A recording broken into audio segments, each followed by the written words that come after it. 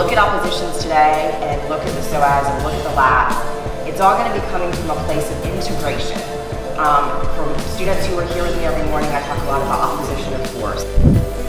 But once your weight is stacked and I create that oppositional force, my hands aren't going anywhere. 2, push up more.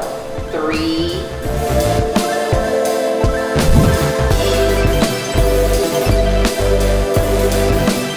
So your lats are the largest back muscle, and they sort of run like a Christmas tree down your back.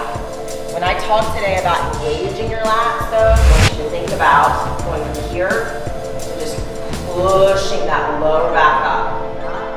Round up right here, and this is going to look different for everybody, but this is now, his weight is stacked. Do you guys understand what I mean by that? His weight is stacked properly. There's no dumping or slouching.